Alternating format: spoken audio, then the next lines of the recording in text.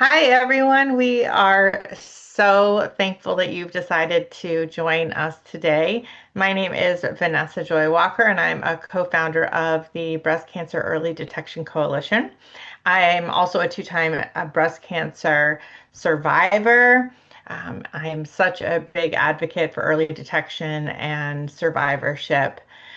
We have a packed schedule for you today. I think I say that every single webinar that we have. We have a packed schedule, but 30 minutes is not a lot of time, and there is a lot going on if you've been watching the news in Washington, D.C. and around the country.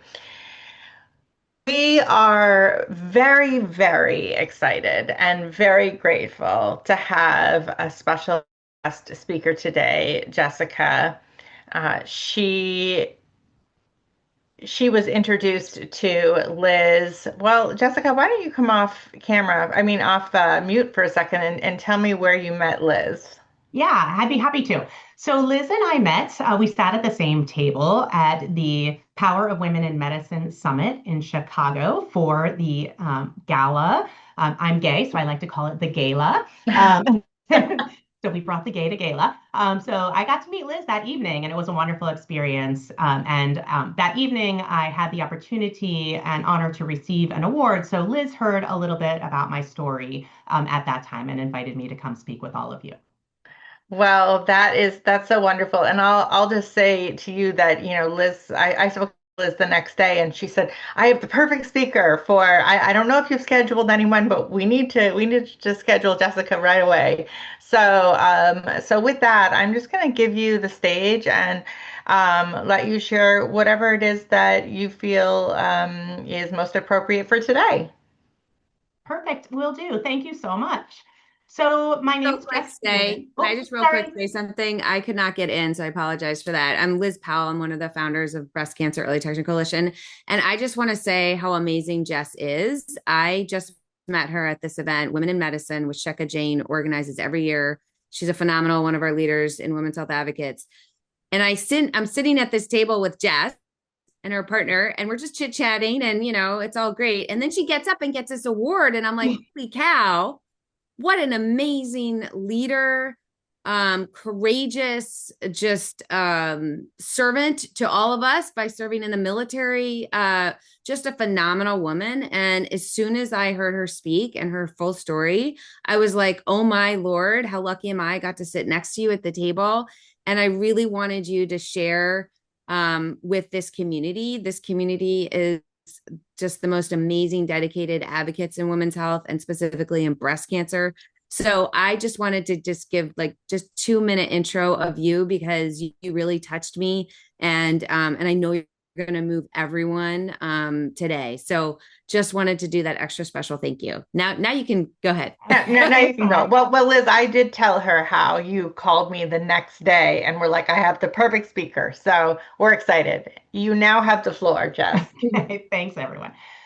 Excuse me. So, my name is Jess Bunin. I, by training, was a psychiatrist in a previous life and then became a critical care doctor. So, I spent 23 years in the Army as a critical care physician, retired 2 years ago, and have stayed at the Uniformed Services University as a dean and a critical care physician since that time.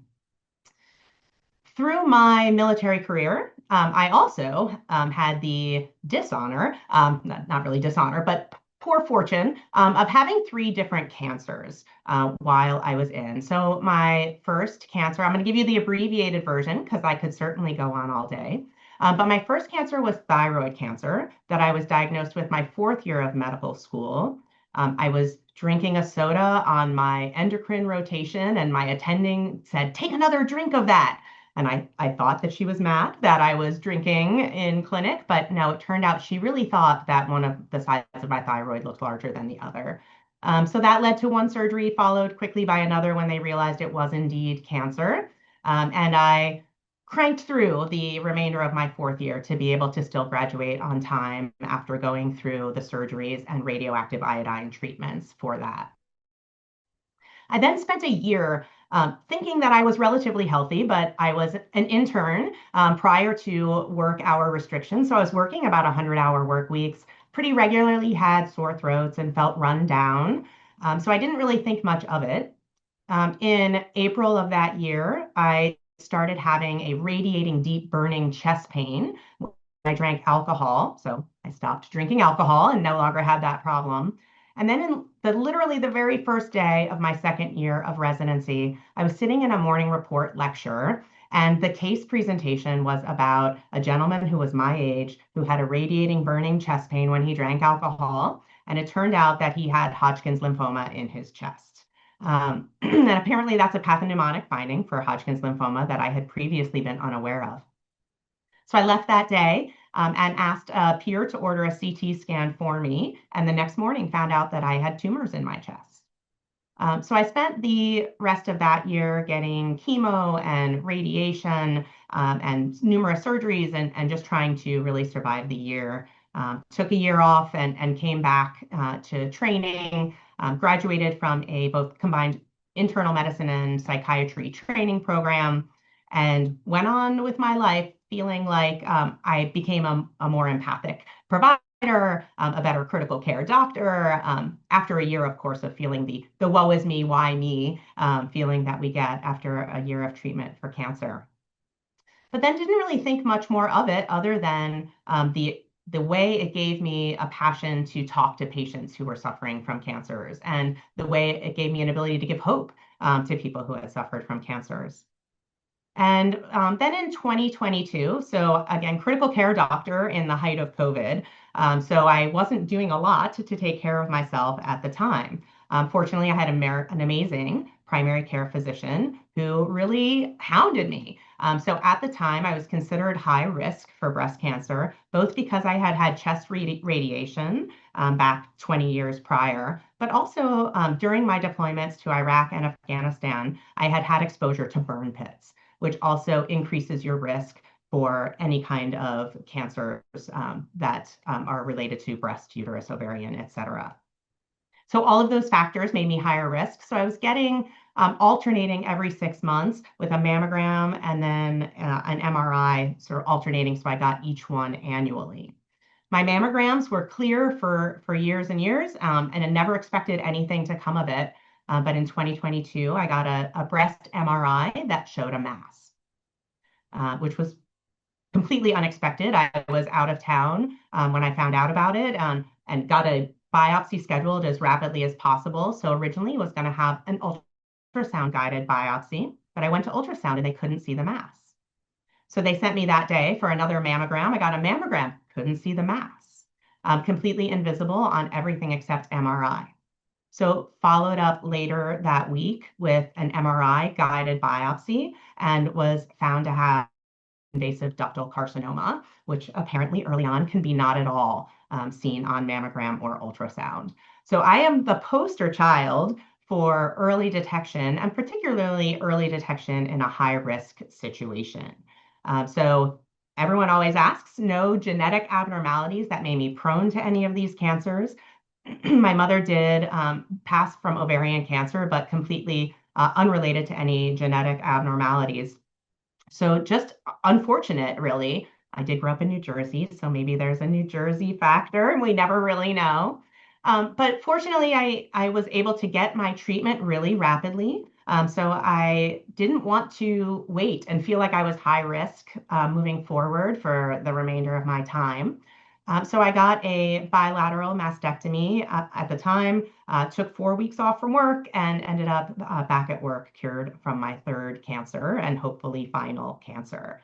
Had an amazing aunt that came and stayed with me and took care of me. My wife was able to take some time off from her federal job to also take care of me, and got back to work really quickly, again, with more compassion and understanding for what it's like to have that unknown of awaiting a cancer diagnosis, having to go through these treatments as a physician who are notoriously terrible patients, but then also to come back around and know what it's like to survive that, and be able to help others through that process every step of the way. If you can't tell already, I'm very much an open book. So I am happy to share with anyone any of the details of any of those cancers. or any of the details of my medical training or how cancer has affected the way I care for patients.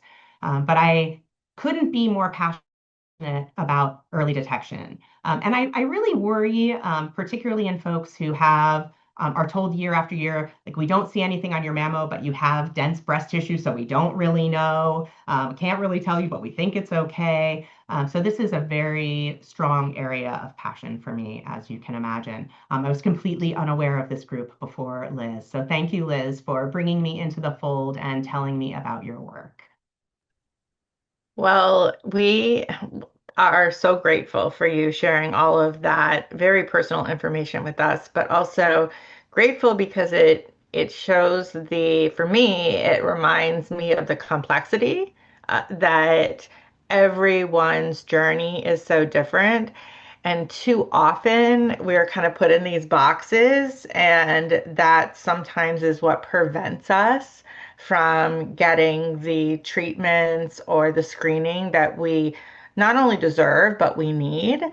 Um, and also the fact that you were already high risk, right? That idea that I think people have this idea in their mind that, well, once you have cancer, you're seeing a doctor every 5 minutes, and yeah, unfortunately, you see a lot of doctors, but just because you see a lot of doctors doesn't mean that you're going to get diagnosed right away. Um, I wanted to follow up and just ask you, if I know that you said you're really passionate about this subject. How do you find that you balance like advocacy and your passion for wanting to kind of fix this issue with a full-time career and, spouse and all of the other things?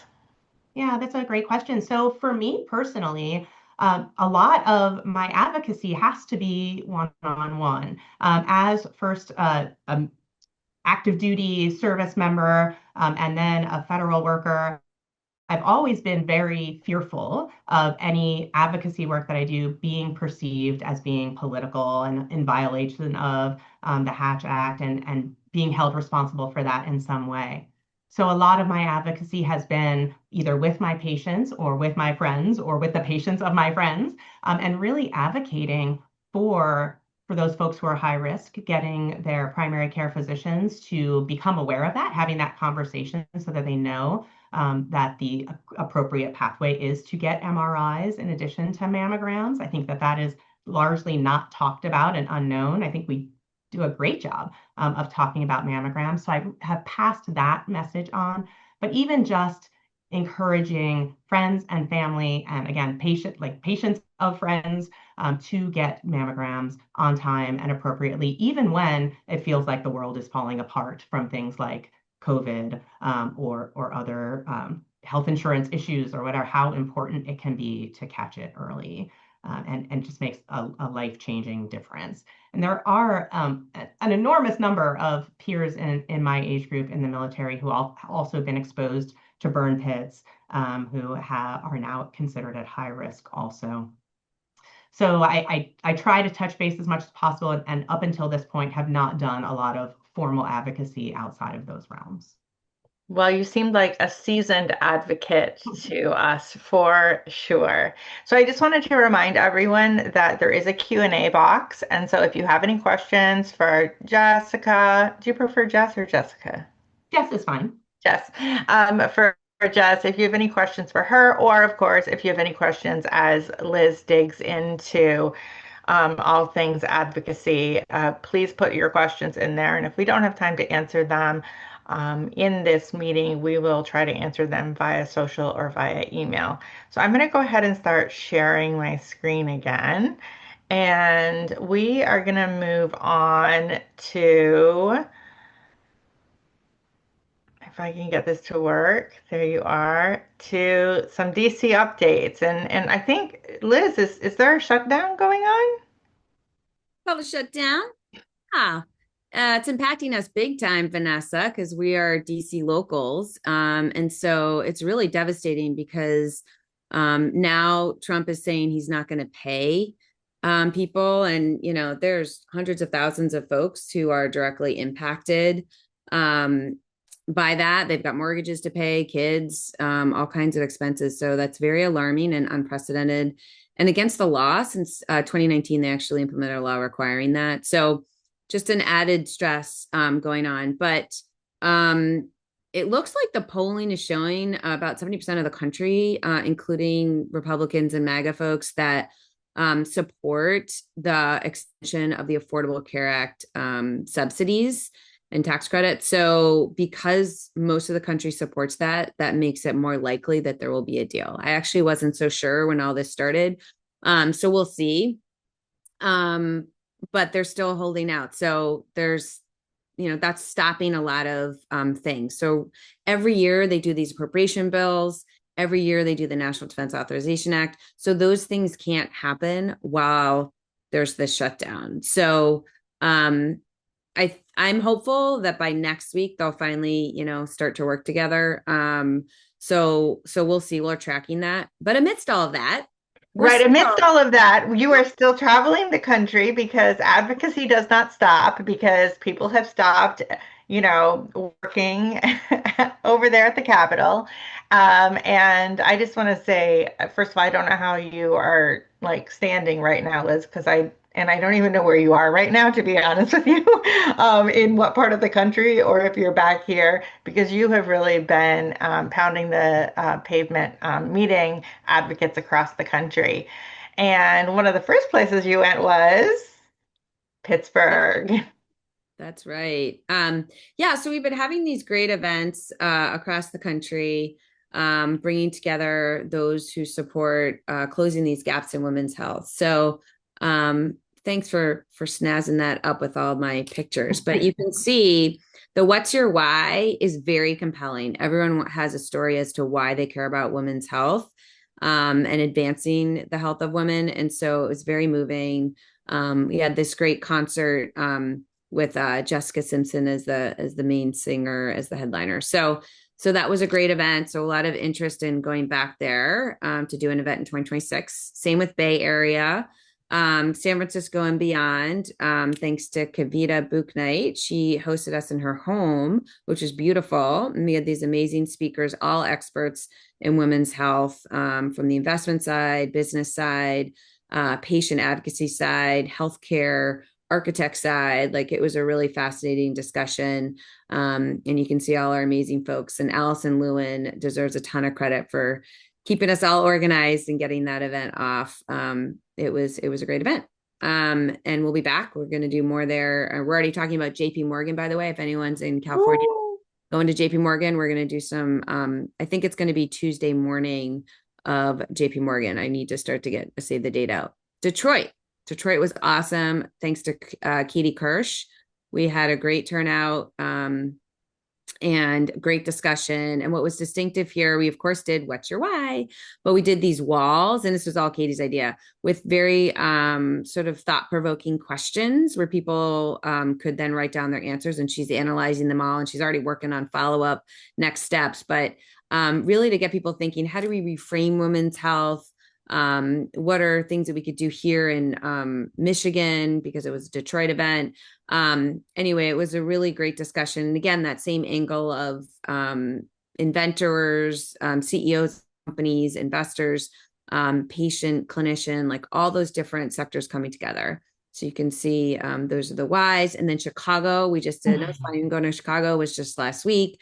Still floating off of that one is phenomenal. Falake on the center there is a musician and actress, and she flew in to speak. She shared her 25-year journey with endometriosis, which is insane, and being gaslit, ignored, not getting cared for, so debilitating, it impacted her work, everything. But she did finally get the excision surgery, which is fantastic. Just the room was packed, like every seat taken, standing room. You can see that's a standing ovation that she received. Very, very moving event. I'm still getting emails, LinkedIn's, all kinds of communications on it. So we are going back to Chicago big time. There's a lot going on there. And we have a happy hour event as a follow-up to this event on November 20th. So welcome, folks. And just for this group, want to make sure you know the woman in the orange right there, that was one of our speakers. She is a breast cancer surgeon. And we definitely talked about breast density, early detection, a lot of what you heard Jess say. we were making sure people understood that. And even asked the group who knows their breast density. About half the hands went up.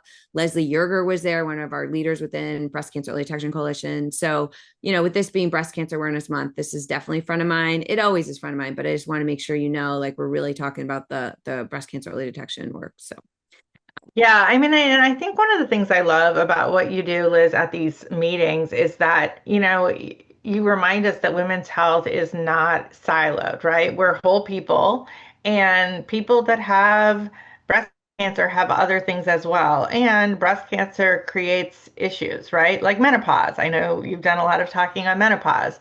And so, I mean, just to see, like when I was going through all these pictures and like piling them on top of each other, just to see the number of individuals of, different ethnicities, different ages, people from different sectors. I mean, it's really heartwarming and encouraging during a time when there's a lot of discouraging stuff out there. So, with that, we want you to come to an event. Liz, tell us what's coming up. yeah, really excited about this. And I just cut and pasted this into the chat box so you guys can quickly click the links. So the Boston event is next week, and I'm sure many folks are going to Women's Health Horizons Conference, which is the 15th, 16th in Boston. Reach out. I would love to connect with folks there. And then on the 17th, if you can stay over or are local, we're doing a free event, thanks to Goodwin, in the morning. So from 9 to 11, we have phenomenal speakers. Just click that Luma link and you'll be like, woo! It's phenomenal. I am like in awe. I don't know how we get these amazing people every time. Los Angeles, we've got happy hour. We are at capacity. We have a wait list now, which again, I'm blown away. We're like 80 people for this happy hour. That also is a free event. And then New York, on the 30th, we have a great panel discussion. That one is going to be a deep dive on policy. And I think a lot of times we come together, we talk kind of surface level. We're going to go deep because I used to work in the House side. My colleague Felicia used to work in the Senate. So we're going to go deep on how it all works and what we can do to shape it. And then we've got Seema Kamir, who worked at NIH, also speaking. And we have a state legislator who's been a champion on several bills on menopause and other women's health issues. Linda Rosenthal is going to be a speaker. So it's going to be a really interesting deep dive on policy. That there is a fee for that one, just to cover our expenses and to help pay our ability to keep doing this work. So that one does, but it's an early bird rate. So get it before, I think the 15th is the early bird rate.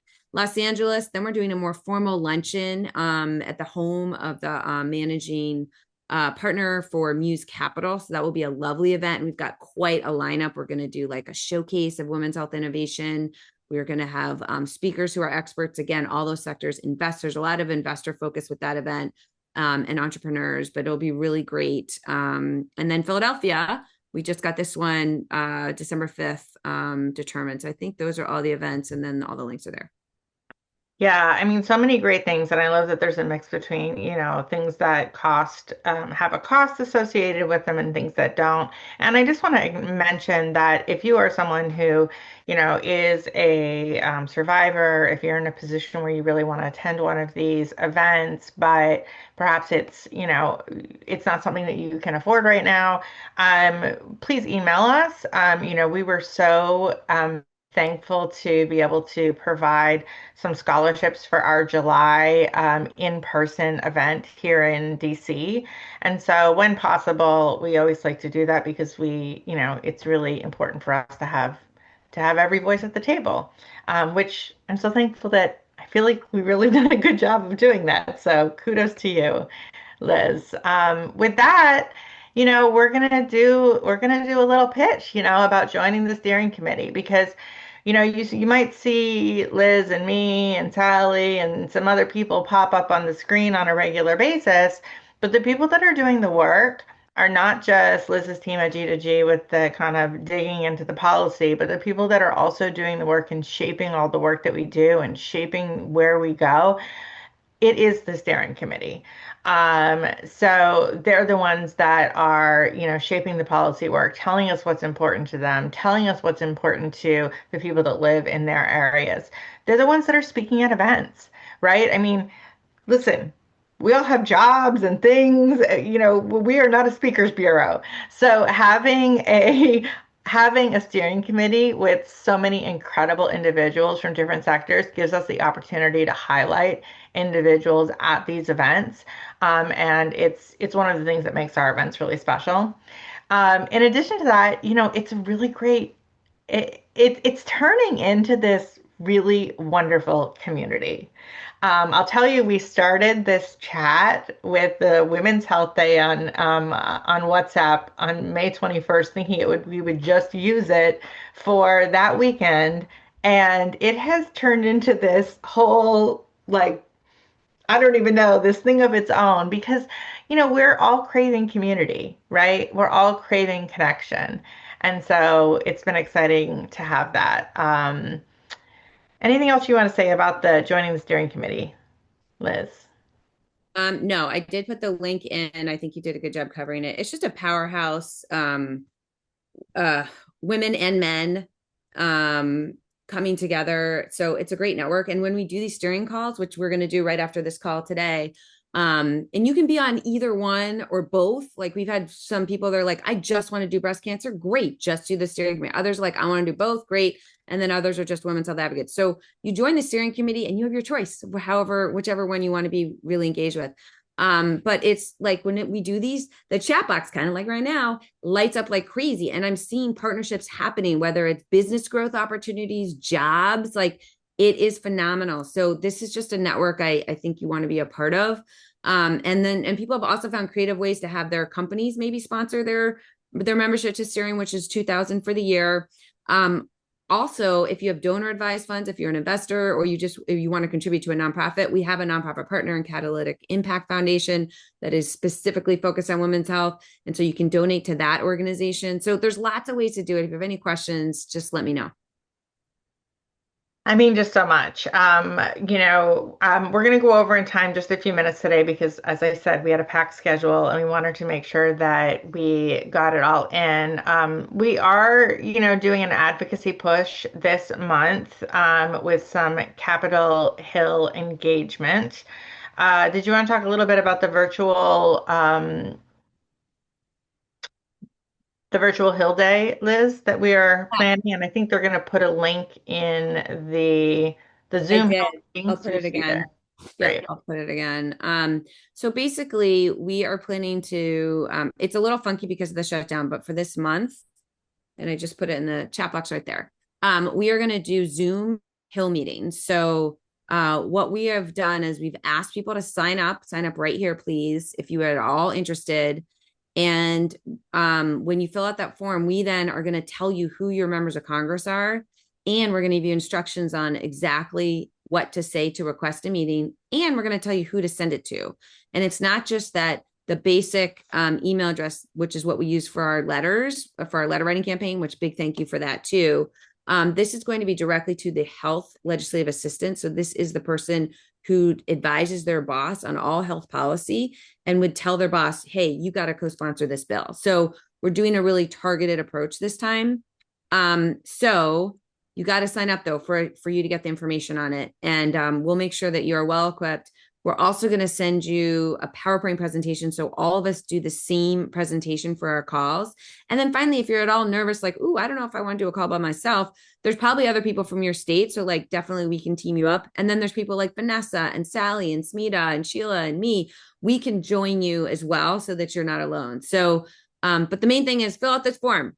Putting it, Yes, fill out the form. And when you fill out the form, please, please, please fill out every single section of the form. It's super important for the Zoom Hill meetings that we know where you live and that we know your zip code.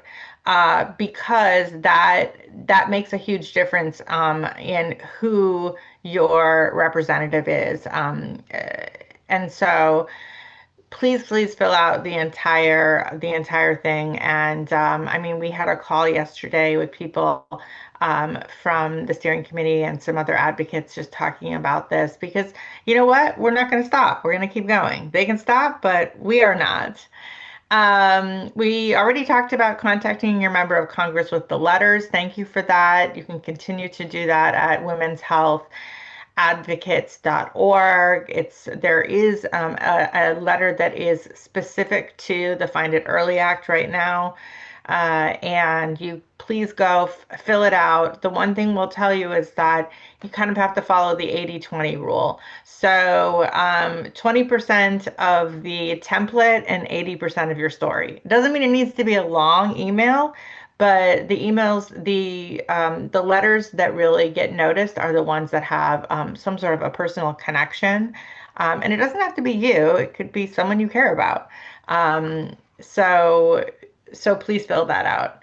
And then, as Liz said, you saw all the people in person with their whys. Well, you can do this online as well. You can share your why. You just click on the template, you add your picture, you add your name, and then you can post it to LinkedIn and Instagram. Those are the two places where we are most active. LinkedIn is Breast Cancer Early Detection Coalition, and then Women's Health Advocates, and our Instagram is Women's Health Advocates. Okay, I mean, we're only a few minutes over, and I wanted to see if there were any questions. Make sure you sign up before I ask for questions. Sign up. If you are on this call and you have not signed up for the Breast Cancer Early Detection um, Coalition or Women's Health Advocates, please, please, please sign up. The only way that we can get information to you is if we have your information, and we want to be sure that we're reaching as many people as possible. I mean, we can't even believe that in less than a year we have advocates in all 50 states. And we want this to really be a movement that continues. So I'm going to stop sharing and um, and see if there are any questions. I don't see. Oh, we already two questions were answered, which is good. Yeah, I put it in the Um, Q&A box because it's hard for us to see it otherwise. We're not going yeah. to. I don't know if anyone on our that's got their camera off saw any questions that showed up or has anything else to add. If not, we will. Oh, can you share the last slide again? Yes, I can. Um, Let me share my screen. There you go. There's the last slide. Um, And certainly reach out to us. We're on LinkedIn, and tag us and reach out to me, reach out to Sally, reach out to Liz, reach out to the people that are there. I'm going to tell people to reach out to you, Jeff, there. You're now part of us. So, reach out because, this is all about collaboration, not competition, right? This is not an entity that was created to be in its own little space. We want to bring people together. So if you're doing something, if you're having an event, if you're speaking somewhere, if you think that there's a way that we can collaborate, please, please reach out to us, tag us, um, and I think that that's it. Liz, do you have anything last? Yeah, I'm gonna for this PowerPoint that we're gonna send you guys. There's this one stat about younger women. I saw some back and forth about younger women. Actually, cancer under the age of 49 has risen by 79% from 1990 to 2019. That's terrifying. And women under 40 are being told not to get a mammogram or do anything. So that's a pretty powerful one. And I think honestly that younger women impact will really strike a chord with the Capitol Hill staff. Because when you do these meetings, if you're my age, they look like they're 12. So it's good if we can show the connectivity to younger folks. But this was great. Oh, I see one question just popped up real quick. If that's something we should open. Is there a link for Philly December 5th event? Not yet.